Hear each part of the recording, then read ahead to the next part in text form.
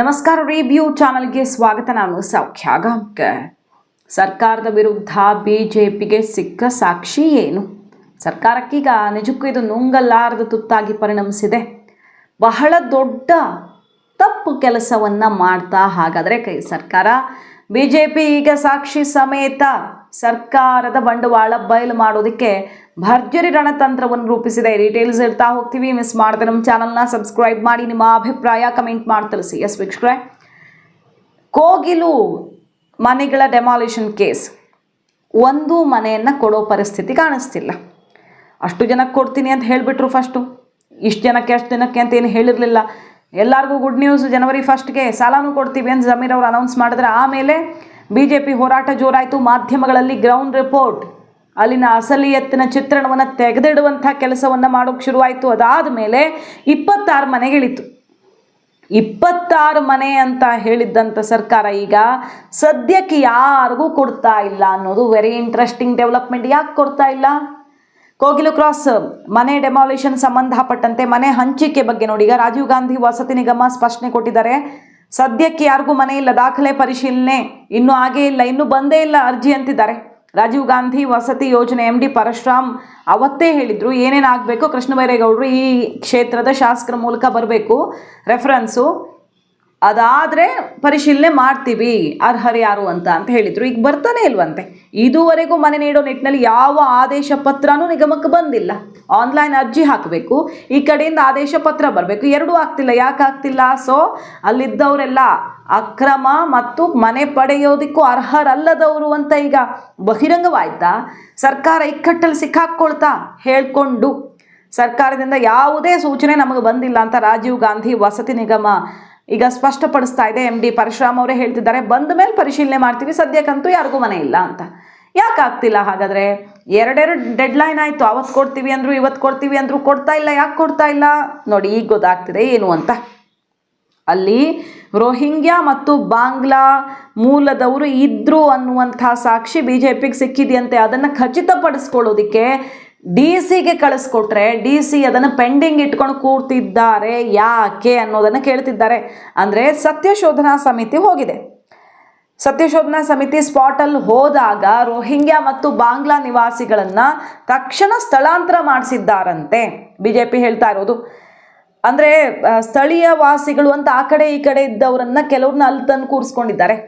ಕೆಲವರಿಗೆಲ್ಲ ಸ್ಥಳೀಯ ಮುಸಲ್ಮಾನರು ತಮ್ಮ ಜಾಗದಲ್ಲೇ ಟೆಂಟ್ ಹಾಕ್ಕೊಳ್ಳೋಕ್ಕೂ ಅವಕಾಶ ಮಾಡಿಕೊಟ್ಟು ಅವ್ರನ್ನ ರಕ್ಷಿಸ್ತಿದ್ದಾರೆ ಅನ್ನೋ ತನಕ ಆರೋಪಗಳು ಕೇಳಿಬರ್ತಿದ್ದಾವೆ. ಈಗ ಸ್ಥಳೀಯ ವಾಸಿಗಳನ್ನು ನಾವು ಹೋದಾಗ ತಂದು ಕೂರಿಸಿದ್ದಾರೆ, ಆದರೆ ಅಲ್ಲಿದ್ದವರೇ ಬಾಯಿ ಬಿಟ್ಟಿದ್ದಾರಂತೆ. ಇಲ್ಲಿ ಬಾಂಗ್ಲಾ ಮೂಲದವ್ರು ಇದ್ದದ್ದು ಹೌದು, ಅವರಿಂದ ನಮಗೂ ತೊಂದರೆ ಆಯಿತು ನೋಡಿ ಸರ್ ಅಂತ ಬಾಯಿ ಬಿಟ್ಟಿದ್ದಾರೆ ಅನ್ನೋ ವಿಷಯವನ್ನು ಬಿಜೆಪಿ ಹೇಳ್ತಿದೆ. ಅಷ್ಟೇ ಅಲ್ಲ, ಬಿಜೆಪಿ ಕಣ್ಣಾರೆ ನೋಡಿದ್ದ ಬಾಂಗ್ಲಾ ರಿಜಿಸ್ಟ್ರೇಷನ್ ಇರುವಂಥ ಅಂದರೆ ವೆಸ್ಟ್ ಬೆಂಗಾಲ್ ರಿಜಿಸ್ಟ್ರೇಷನ್ ಇರುವಂಥ ಬೈಕು ನಾಪತ್ತೆಯಾಗಿದೆ. ಈಗ 3 ಅಂತಹ ಬೈಕ್ಗಳನ್ನು UP ವೆಸ್ಟ್ ಬೆಂಗಾಲ್ ರಿಜಿಸ್ಟ್ರೇಷನ್ ಇರೋರ್ನೆಲ್ಲ ಪತ್ತೆ ಹಚ್ಚಿದ್ರು. ಈಗ ಅವ್ರು ಇಲ್ವೇ ಇಲ್ಲ, ಎಲ್ಲ ಕರ್ನಾಟಕ ಮೂಲದವ್ರನ್ನ. ಹಾಗಾದರೆ ಎಲ್ಲ ಒಂದಕ್ಕೊಂದು ತಾಳೆ ಆಗ್ತಿದೆ. ಅಲ್ಲಿರೋರೇ ಒಪ್ಕೊಂಡಿದ್ದಾರೆ ಕೆಲವರು ಇದ್ದಾರೆ ಅನ್ನೋದ್ರ ಬಗ್ಗೆ. ಸೊ ಆ ರೋಹಿಂಗ್ಯಾ ಬಾಂಗ್ಲಾದೇಶಿಗಳನ್ನೆಲ್ಲ ಶಿಫ್ಟ್ ಮಾಡಿಬಿಟ್ಟಿದ್ದಾರಂತೆ. ಯಾರು ಶಿಫ್ಟ್ ಮಾಡಿದ್ದು?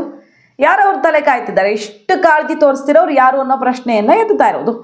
ಹಾಗೆ 7-8 ವರ್ಷಗಳಿಂದ ಇಲ್ಲಿದ್ದೀವಿ ಅಂತ ಕೆಲವರು ಹೇಳಿದ್ರು. ಆಗ ಆರಂಭದಲ್ಲಿ 20 ವರ್ಷಗಳಿಂದ ಇದ್ದೀವಿ ಅಂತ ಹೇಳ್ತಿದ್ರು. ರೋಹಿಂಗ್ಯಾಗಳಾದ್ರೆ ಮಾತ್ರ ಒಂದೇ ಒಂದು ದಿನ ಇಲ್ಲಿರೋಕ್ಕೆ ಬಿಡಲ್ಲ ನಾವು ಅಂತ ಹೇಳ್ತಿದ್ದಾರೆ. ಅವರ ಆಧಾರ್ ಕಾರ್ಡು, ವೋಟರ್ ID ಎಲ್ಲ ಪರಿಶೀಲನೆ ಆಗಿದೆ. ವಿದ್ಯುತ್ ಬಿಲ್ಲೇ ಇಲ್ಲ, ವಿದ್ಯುತ್ ಬಿಲ್ಲನ್ನು ಇವರು ಇಟ್ಟುಕೊಂಡೇ ಇಲ್ಲ. ಆಧಾರ್ ಕಾರ್ಡ್ ಎಲ್ಲ ಪರಿಶೀಲನೆಗೆ DC ಕಚೇರಿ ಕಳಿಸ್ಕೊಟ್ಟಿದ್ದಾರೆ. ಈಗ ಸಂಬಂಧಪಟ್ಟ ಅಧಿಕಾರಿಗಳಿಗೆ ಕಳಿಸಿದಾಗ ಇದು DC ಹೋಗಬೇಕು ಅಂತ ಹೇಳ್ತಾರೆ, DC ಕಳಿಸ್ಕೊಟ್ಟಿದ್ದಾರೆ. ಬಟ್ DC ಇದನ್ನು ಯಾಕೆ ತಡ ಮಾಡ್ತಿದ್ದಾರೆ ಅಂತ ಬಿಜೆಪಿ ಮುಗಿಬಿದ್ದಿರೋದೀಗ. ಇನ್ನೂ ಕೂಡ ಆಧಾರ್ ಕಾರ್ಡ್ ಪರಿಶೀಲನೆ ಯಾಕೆ ಆಗ್ತಿಲ್ಲ? ಅವರ ಮೂಲವನ್ನು ಖಚಿತಪಡಿಸುವಂತಹ ಕೆಲಸ ಆಗಬೇಕು. ಆಧಾರ್ ಕಚೇರಿಗೆ DC ಕಚೇರಿಯಿಂದ ಇನ್ಫಾರ್ಮೇಷನ್ ಹೋಗಬೇಕು, ಅದು ಆಗ್ತಾನೇ ಇಲ್ಲ. ತನ್ನ ಹತ್ರ ಇಟ್ಕೊಂಡು ಕೂತಿದ್ದಾರೆ DC ಅಂತ ಮುಗಿಬಿದ್ದಿರೋದು ಬಿಜೆಪಿ. ರೋಹಿಂಗ್ಯಾ ಬಾಂಗ್ಲಾ ವಾಸಿಗಳು ಅದೇ ಕ್ಷೇತ್ರದಲ್ಲೇ ಇದ್ದಾರೆ. ಬೆಳ್ಳಳ್ಳಿ, ತಮ್ಮೇನಹಳ್ಳಿಯಲ್ಲಿ ವಾಸ ಇದ್ದಾರೆ. ಸ್ಥಳೀಯ ಮುಸ್ಲಿಮರು ಕೆಲವರಿಗೆ ತಮ್ಮ ಜಾಗದಲ್ಲಿ ಟೆಂಟ್ ಹಾಕಿಕೊಟ್ಟಿದ್ದಾರೆ. ಸರ್ಕಾರಿ ಜಾಗದಲ್ಲಿ ಗುಡಿಸಲು ಹಾಕೋದಕ್ಕೆ ಅವಕಾಶ ಮಾಡಿಕೊಟ್ಟವ್ರ ಮೇಲೆ FIR ಹಾಕಿದ್ದಾರೆ. ವೆಸ್ಟ್ ಬೆಂಗಾಲ್ನ 3 ವಾಹನ ನಾಪತ್ತೆಯಾಗಿದೆ. ಇದೆಲ್ಲ ಒಂದಕ್ಕೊಂದು ಪಕ್ಕಾ ಸುಳಿವು ಸಿಗ್ತಿದೆ ಅಂತ ಬಿಜೆಪಿ ಸರ್ಕಾರದ ವಿರುದ್ಧ ಈಗ ಮುಗಿಬಿದ್ದಿದೆ. ಪೊಲೀಸರಿಗೂ ಇನ್ಫಾರ್ಮೇಷನ್ ಕೊಟ್ಟಿದ್ದೀವಿ, DC ಆಧಾರ್ ಕಾರ್ಡ್ ತಲುಪಿಸಿದ್ದೀವಿ. 26 ಜನ ಮೂಲ ನಿವಾಸಿಗಳು ಸಿಕ್ಕಿದ್ದಾರೆ ಅಂತ ಸರ್ಕಾರ ಹೇಳ್ತು. 167 ಅಂತ ಹೇಳ್ತಾ ಇದ್ದಿದ್ದು 26ಕ್ಕೆ ಇಳಿದಿದ್ದು ಹೆಂಗೆ? ನಂಬರ್ 1, ಆ 26 ಜನಕ್ಕೂ ಈಗ ಯಾಕೆ ಮನೆ ಕೊಡೋಕ್ಕಾಗ್ತಿಲ್ಲ? MDನೇ ಅದನ್ನ ಹೇಳ್ತಿದ್ದಾರೆ, ಯಾವ ಆದೇಶನೂ ಬಂದಿಲ್ಲ ಅಂತ. ಯಾಕೆ ಕೊಡೋಕ್ಕಾಗ್ತಿಲ್ಲ? BJP ಹೇಳ್ತಿರೋದೇನು ಬಹಳ ಗಂಭೀರವಾದ ಆರೋಪ. ಕೃಷ್ಣ ಬೈರೇಗೌಡರು ಕಂದಾಯ ಸಚಿವರು ಗಮನಕ್ಕಿದಿತ್ತು. ಬಹಳ ಒಳ್ಳೆ ಮಿನಿಸ್ಟ್ರು ಹೆಸರಿಗೆ, ಬಟ್ ಅವರ ಆಪ್ತರೇ ಆ ವಾಸಿಮನ್ನು ಆತನ ಹೆಸರಲ್ಲೇ ಬಡಾವಣೆನೂ ಮಾಡಿ ಸರ್ಕಾರಿ ಜಾಗದಲ್ಲಿ ಸೈಟು ಹಂಚಿಬಿಟ್ಟಿದ್ದಾನೆ. ಇದು ಗೊತ್ತಿಲ್ಲ ಅಂತಲ್ಲ, ಮಿನಿಸ್ಟ್ರಿಗೆ ಗೊತ್ತಿತ್ತು. ಕಳೆದ ಚುನಾವಣೆಗೋಸ್ಕರ ಅವರನ್ನು ಓಲೈಕೆ ಮಾಡೋಕೆ ಸಲಹೆ ಸಾಕಿದ್ರು ಅಲ್ಲಿ ಅಂತ ಈಗ ಮುಗಿಬಿತ್ತಿರೋದು. NIAಗೆ ಹೋಗಬೇಕು ಈ ಕೇಸು ಅಂತ. ಎಲ್ಲಕ್ಕಿಂತ ಮಹತ್ವವಾಗಿ ನೋಡಿ, ಟಿವಿಗಳು ಗ್ರೌಂಡ್ ರಿಪೋರ್ಟ್ ಮಾಡುವಾಗ ಕೆಲವು ಪ್ರದೇಶಗಳಲ್ಲಿ ಏನಾಗ್ತಿದೆ, ಭಾರತ್ ಮಾತಾ ಕಿ ಜೈ ಅಂದರೆ ಬಾಂಗ್ಲಾಗ ಜೈ ಅಂತ ಹೇಳೋ ವಿಡಿಯೋಗಳು ಈಗ ವೈರಲ್ ಆಗ್ತಿವೆ. ಇಲ್ಲಿ ಬಂದ್ಕೊಂಡು ನಮ್ಮ ನೆಲದಲ್ಲಿ ಅಕ್ರಮವಾಗಿ ಅಲ್ಲಿ ಗಡಿಲಿ ಹೆಂಗೆಂಗೋ ನುಸುಳುಕೋರಾಗ ಬಂದ್ಕೊಂಡು ಅಲ್ಪ ಸ್ವಲ್ಪ ದುಡ್ಡು ಕೊಟ್ಕೊಂಡು ಬಂದು ಇಲ್ಲಿ ಮಾಡಬಾರ್ದು ಕೆಲಸ ಮಾಡೋದಲ್ಲದೆ ಇಲ್ಲೇ ನಮ್ಮ ನೆಲದಲ್ಲೇ ನಿಂತ್ಕೊಂಡು ಜೈ ಬಾಂಗ್ಲಾ ಅಂತಾರಂತೆ ಇವರು. ಇಂಥವ್ರನ್ನ ಆಧಾರ್ ಕಾರ್ಡ್ ಮಾಡಿಸಿ ಅವರಿಗೆಲ್ಲ ಭೂಮಿನೂ ಕೊಟ್ಟು ಕೂರಿಸ್ಕೊಂಡ್ರೆ ಏನು ಮಾಡ್ಬೋದು ಇವ್ರು ನಮ್ಮ ರಾಜ್ಯಕ್ಕೆ, ನಮ್ಮ ದೇಶಕ್ಕೆ? ನಾಳೆ ಏನಾಗಬಹುದು ಇವ್ರಿಂದ ನಮ್ಮ ದೇಶಕ್ಕೆ ಅನ್ನೋದು ಈಗ ಎದ್ದಿರುವಂಥ ಆಕ್ರೋಶ. ಈ ಎಲ್ಲ ಅಕ್ರಮವಾಸಿಗಳನ್ನು ಅರೆಸ್ಟ್ ಮಾಡಬೇಕು. ಅವ್ರ ದೇಶ ಯಾವುದಿದೆಯೋ ಅವ್ರಿಗೆ ಕಳಿಸ್ಕೊಡ್ಬೇಕು. ಈಗ ಬರೀ ಮನೆ ಕೊಡೋದು ಬಿಡೋದು ಪ್ರಶ್ನೆ ಅಷ್ಟೇ ಅಲ್ಲ, ಮನೆ ಕೊಡೋಕೆ ಹೊರಟಿದ್ರು ಈಗ ಎಲ್ಲ ಜೋರಾದಂಗೆ ಆಕ್ರೋಶ. ಎಷ್ಟು ಜನ ಅರ್ಜಿ ಹಾಕ್ಕೊಂಡು ಕೂತ್ಕೊಂಡಿದ್ದಾರೆ? ಹೌಸಿಂಗ್ ಬೋರ್ಡ್ ಅರ್ಜಿ ಹಾಕ್ಕೊಂಡವ್ರು ಏನು ಕಡಿಮೆ ಇದ್ದಾರೆ? ಅವ್ರಿಗೆಲ್ಲ ಇಲ್ಲ. ಎಷ್ಟೆಷ್ಟೋ ವರ್ಷ ದುಡ್ಡು ಕಟ್ಟಿದವ್ರಿಗೂ ಕೆಲವ್ರಿಗೆ ಸಿಕ್ಕಿಲ್ಲ. ಪೂರ್ಣ ಪ್ರಮಾಣದಲ್ಲಿ ದುಡ್ಡು ಕಟ್ಟಿದವರು ಇದ್ದಾರೆ, ಅರ್ಧ ಕಟ್ಕೊಂಡು ಕೂತವ್ರು ಇದ್ದಾರೆ, ಅವ್ರಿಗೆ ಸಿಕ್ಕಿಲ್ಲ. ಇವ್ರಿಗೆ ಯಾಕೇನೋ ಆಕ್ರೋಶ ಸಿಡಿದ ಮೇಲೆ ಆಯಿತು ಮನೆ ಕೊಡಲ್ಲ ಅಂತ ಹೆಂಗೆಂಗೋ ಅದನ್ನು ತಳ್ಳಿ ಹಾಕಿಬಿಟ್ರೆ ಆಗಿಲ್ಲ. ಈ ಅಕ್ರಮ ವಲಸಿಗರನ್ನು ಮೊದಲು ಕಿತ್ತು ಬಿಸಾಕ್ಬೇಕು ಅವ್ರ ದೇಶಕ್ಕೆ. ಅರೆಸ್ಟ್ ಮಾಡಿಸ್ತಿರೋ ಇಲ್ವೋ ಅಂತ ಈಗ BJP ಮುಗಿಬಿದ್ದಿರೋದು. ಎಲ್ಲ ಸರಿ ಇದ್ದಿದ್ರೆ ಯಾಕೆ DC ಆಧಾರ್ ಕಾರ್ಡ್ ಇಟ್ಕೊಂಡು ಕೂತಿದ್ದಾರೆ ಅಂತ BJP ಕೇಳ್ತಿರೋದು. ಯಾಕೆ ಅದನ್ನು ಕ್ಲಿಯರ್ ಮಾಡೋಕ್ಕಾಗ್ತಿಲ್ಲ? ಸರಿ ಇದೆ ಇಲ್ಲ ತಪ್ಪಿದೆ, ಎರಡೇ ಆನ್ಸರ್ ಇರೋಕ್ಕೆ ಸಾಧ್ಯ. ಯಾಕೆ ಅದನ್ನು ಕಳಿಸ್ಕೊಡ್ತಿಲ್ಲ? ಯಾಕೆ ಮರೆ ಮಾಡ್ತಿದ್ದಾರೆ? ಇದು ಸರ್ಕಾರದ ಕುಮ್ಮಕ್ಕ. ಸರ್ಕಾರ ಏನು ಕಳ್ಳಾಟ ಆಡ್ತಿದೆ ಅಂತ ಈಗ BJP ಮುಗಿಬಿದ್ದಿದೆ. ಲೋಕಲ್ ಅಲ್ಲಿದ್ದವರೇ ಮಾಹಿತಿ ಕೊಡ್ತಾರೆ ಬಾಂಗ್ಲಾ ಮೂಲದವ್ರು ಇದ್ದು ಅಂತ. ಸುಮ್ಮನೆ ಈ ಅನುಮಾನಗಳು ಬರ್ತಾವ? ಎಲ್ಲ ದಾಖಲೆ ಪೂರಕವಾಗಿರೋದು ಅನುಮಾನ ಮೂಡೋ ಥರದಲ್ಲಿ ಸಿಕ್ಕಿದ್ದಕ್ಕೇನೆ ನಾವು ಪರಿಶೀಲನೆ ಕೊಟ್ಟಿರೋದು. ಬಟ್ ಈಗ DCನೇ ಇದನ್ನು ಹಳ್ಳ ಹಿಡಿಸ್ತಿದ್ದಾರಲ್ಲ ಅಂತ ಮುಗಿಬಿದ್ದಿದ್ದಾರೆ. ಅಕ್ರಮಗೊಳಿಸಲು ಹಾಕ್ತಿದ್ದಾರೆ ಯಾರ್ಯಾರು ಅದನ್ನು ಫಸ್ಟ್ ಗಮನ ಹರಿಸಿ. ಬೇರೆ ಬೇರೆ ಕಡೆನೂ ಆಗ್ತಿದೆ, ಇಲ್ಲಿ ಒಂದೇ ಅಲ್ಲ. ಈಗ ಕೋಗಿಲು ಅಂತೂ ಚೊಕ್ಕವಾಗಿ ಗುಡ್ಸಾಕ್ಬಿಟ್ಟಿದ್ದಾರೆ. ಎಲ್ಲ ಖಾಲಿ ಆಗಿದೆ, ಯಾರಿಗೂ ಕೊಡೋಕ್ಕಾಗ್ತಿಲ್ಲ. ಸರ್ಕಾರ ಅಷ್ಟು ಸುಲಭವಾಗಿ ಹೇಳಿಬಿಟ್ರು. ವೇಣುಗೋಪಾಲ್ ಹೇಳಿದ್ರು, ಪಿಣರಾಯಿ ವಿಜಯನ್ ಹೇಳಿದ್ರು ಅಂತ ಘೋಷಣೆ ಮಾಡಬಹುದು. ಕನ್ನಡಿಗರ ನೆಲದಲ್ಲಿ ಅನ್ಯಾಯ ನಡೆಯೋದಕ್ಕೆ ಬಿಡಲ್ಲ ಅನ್ನೋ ರೀತಿಯಲ್ಲಿ ಇಲ್ಲಿ ಜನನೂ ಸಿಡಿದೆದ್ದಿದ್ದಾರೆ. ಮೀಡಿಯಾ ಸತ್ಯದರ್ಶನ ಮಾಡಿಸಿದ ಮೇಲೆ ಕೊಡೋಕ್ಕಾಗ್ತಾನೇ ಇಲ್ಲ. ಕಂದಾಯ ಸಚಿವರ ಕ್ಷೇತ್ರ ಅದು. ಅವರು ಇಡೀ ರಾಜ್ಯದಲ್ಲಿ ಯಾವುದೇ ಒತ್ತುವರಿ ಇರಲಿ ನಿರ್ದಾಕ್ಷಿಣ್ಯವಾಗಿ ತೆರವು ಮಾಡಬೇಕು ಅಂತೇಳಿ ಪ್ರತಿ ಶನಿವಾರ ಜಿಲ್ಲಾಧಿಕಾರಿಗಳ ನೇತೃತ್ವದಲ್ಲಿ ನೂರಾರು ಜಮೀನುಗಳನ್ನು ಎಕರೆಗಳನ್ನು ವಶಕ್ಕೆ ತಗೊಂಡಿರ್ತಕ್ಕಂಥ ಅತ್ಯಂತ ಪ್ರಾಮಾಣಿಕವಾಗಿರ್ತಕ್ಕಂಥ ಮಂತ್ರಿಗಳಿರ್ತಕ್ಕಂಥ ಕ್ಷೇತ್ರ ಅದು. ದುರ್ದೈವ ಏನು ಅಂತಂದರೆ ಅವರ ಎಡಬಲ ಓಡಾಡ್ತಾ ಇರ್ತಕ್ಕಂಥ ಕಾಂಗ್ರೆಸ್ ಮುಖಂಡರೇ, ವಿಶೇಷವಾಗಿ ವಾಸಿಮ್ ಅಂತೇಳಿ ಅವನದೇ ಲೇಔಟ್ ಹೆಸರಿಟ್ಬಿಟ್ಟಾನೆ ಗೌರ್ಮೆಂಟ್ ಜಾಗದಲ್ಲಿ, ವಾಸಿಮ್ ಬಡಾವಣೆ ಮತ್ತು ಫಕೀರ್ ಬಡಾವಣೆ ಅಂತೇಳಿ. ಇದು ಅವ್ರ ಗಮನಕ್ಕಿದೆ, ಅದು ಇಲ್ಲ ಅಂತಲ್ಲ. ಆ ತೆರವು ಮಾಡೋವಂಥ ಸಂದರ್ಭದಲ್ಲಿ ಆ ಸಚಿವರು ಕೂಡ ಯಾವುದೇ ಹೇಳಿಕೆಗಳನ್ನು ಕೊಡಲಿಲ್ಲ, ಸ್ಥಳ ಪರಿಶೀಲನೆ ಮಾಡಲಿಲ್ಲ, ಮತ್ತು ಯಾವುದೇ ಮಾಧ್ಯಮದವ್ರ ಕೈಗೂ ಕೂಡ ಸಿಕ್ಕಿರಲಿಲ್ಲ ಅಂತ ಕೇಳಿ ಅರಾತುರಿಯಲ್ಲಿ ಮೀಟಿಂಗ್ಗಳನ್ನು ಮಾಡಿ ಅದರಲ್ಲಿ ವಸತಿ ಸಚಿವರು ಇವರು ಎಲ್ಲ ಸೇರಿಕೊಂಡು ಅನೌನ್ಸು ಮಾಡ್ತಾರೆ. ಅನೌನ್ಸ್ ಮಾಡೋದ್ರ ಜೊತೆಯಲ್ಲಿ ಅವ್ರ ಪೂರ್ವಾಪರನೂ ವಿಚಾರಿಸೋದೇ ಇಲ್ಲ.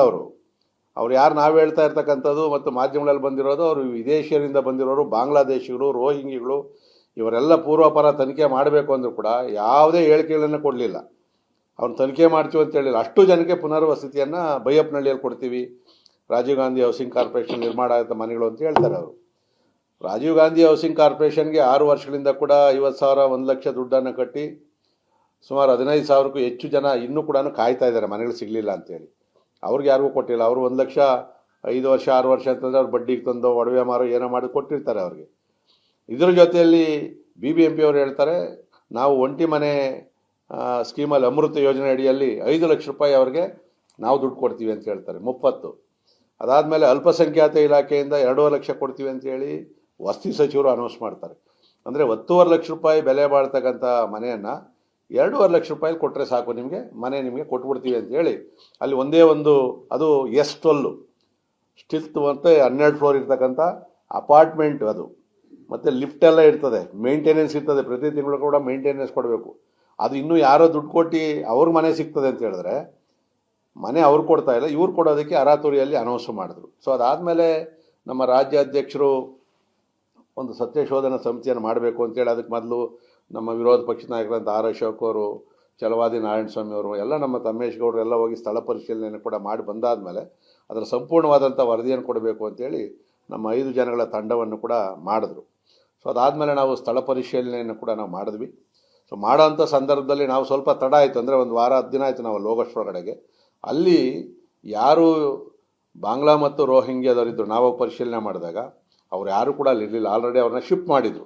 ಯಾಕಂದರೆ ಅದಕ್ಕೆ ಮೊದಲೇ ಮಾಧ್ಯಮಗಳು ಕೂಡ ಸಾಕಷ್ಟು ಹೋಗಿ ಅವನ್ನೆಲ್ಲ ಒಬ್ಬೊಬ್ಬರನ್ನು ಇಂಟ್ರ್ಯೂ ಮಾಡೋವಂಥ ಸಂದರ್ಭದಲ್ಲಿ ಕೆಲವರು ತಡವರಿಸಿ ಉತ್ತರ ಕೊಡುವಂಥದ್ದು, ಸಿಗಾಕೊಂತೀವಿ ಅಂತೇಳಿ ಭಾಳ ವ್ಯವಸ್ಥಿತವಾಗಿ ಅವರನ್ನು ಬೇರೆ ಕಡೆ ಶಿಫ್ಟ್ ಮಾಡೋವಂಥ ಕೆಲಸ ಮಾಡಿ ಅಲ್ಲಿ ಸುತ್ತಮುತ್ತಲು ಯಾರಿದ್ರಲ್ಲ ಅಲ್ಪಸಂಖ್ಯಾತರು ಮುಸ್ಲಿಮ್ಸು, DJ ಹಳ್ಳಿಯವರು, ಕಾಡ್ಗೊಂಡಹಳ್ಳಿಯವರು ಮತ್ತು ಆ ಕೋಗಲು ಬಂಡೆ ಹತ್ರ ಬೇರೆ ಬೇರೆ ಇನ್ನೂ ಆ ಸುತ್ತಮುತ್ತಲು ಯಾರಲ್ಲಿ ಬಾಡಿಗೆ ಮನೆ ವಾಸ ಇದ್ದರು ಅವ್ರನ್ನ ತಂದು ಅಲ್ಲಿ ಕುಂಡಿಸಿದ್ರು. ನಾವು ಯಾರು ಹೋದರೂ ಕೂಡ ನಾನು 20 ವರ್ಷದಿಂದ ಇದ್ದೀನಿ, 15 ವರ್ಷ ಇದ್ದೀನಿ ಅಂತೇಳಿ ಆಧಾರ್ ಕಾರ್ಡ್ ಅವರೆಲ್ಲ ಕೊಡ್ತಾರೆ. ಮತ್ತು ಅವ್ರ ಕರೆಂಟ್ ಬಿಲ್ ಇಲ್ಲ, ಏನಿಲ್ಲ. 15 ವರ್ಷ 20 ವರ್ಷದಲ್ಲಿ ಇಲ್ಲ. ನಾವೆಲ್ಲ ಎಲ್ಲ ಸ್ಯಾಟಲೈಟ್ ಇಮೇಜ್ಗಳನ್ನು ಕೂಡ 2013ರಿಂದ ತೆಗೆದಿದ್ದೀವಿ ನಾವು. ಇದರಲ್ಲಿ ಐತೆ ನಿಮಗೆ ಬುಕ್ಕನ್ನು ಆಮೇಲೆ ನಿಮಗೆಲ್ಲ ಕೊಡ್ತೀವಿ. ಅದರಲ್ಲಿ ಯಾವುದೇ ಮನೆಗಳು ಕೂಡ ಆಗಿರಲಿಲ್ಲ. ಸೊ ಇಷ್ಟಾದ ಮೇಲೆ ನಾವು ಸತ್ಯಶೋಧನಾ ಸಮಿತಿಯವರಲ್ಲೂ ತಾವು ಕೂಡ ಇದ್ರಿ. ನಾವೆಲ್ಲ ಹೋದಾಗ ಕೆಲವರು ಕೇಳಿದಾಗ ನಾವು 7 ವರ್ಷ ಇದ್ವಿ, 8 ವರ್ಷ ಇದ್ವಿ, ಈ ಥರ ಎಲ್ಲ ಕುಡಿದ್ರು. ಕೊನೆಗೆ ನಮಗೂ ಧಿಕ್ಕಾರಗಳು ಹಾಕೋಕ್ಕೂ ಶುರು ಮಾಡಿದ್ರು. ಗೋಬ್ಯಾಕ್ BJP ಅನ್ನೋ ಥರ ಶುರು ಮಾಡಿದ್ರು. ನಾವು ಕೂಡ ಅಲ್ಲಿ ಹೇಳಿರ್ತಕ್ಕಂಥದ್ದು, ನೀವು ನಿಜವಾದ ಸ್ಥಳೀಯ ಮುಸ್ಲಿಮರಾದರೆ ನಮ್ದು ವಿರೋಧ ಇಲ್ಲ, ನಿಮಗೆ ನಿಯಮಾನುಸಾರ ಏನು ಕೊಡಬೇಕು ನಾವು ಕೂಡ ರೆಕಮೆಂಡ್ ಮಾಡ್ತೀವಿ. ಆದರೆ ಲೋಕಲ್ವರೆಗೂ ನೀವು ಬಾಂಗ್ಲಾದೇಶದವ್ರಿಗೆ, ರೋಹಿಂಗ್ಯಾದವ್ರಿಗೆ, ಮುಸ್ಲಿಮರನ್ನ ಕಾರಣಕ್ಕೋಸ್ಕರ ಅವ್ರು ನೀವೇನಾದರೂ ಜೊತೆಯಲ್ಲಿ ಇಟ್ಕೊಂಡು ಮಾಡ್ತು ಅಂದರೆ ನಾವು ಸುಮ್ಮನೆ ಇರೋದಿಲ್ಲ ಅಂತ ಹೇಳಿದ್ವಿ.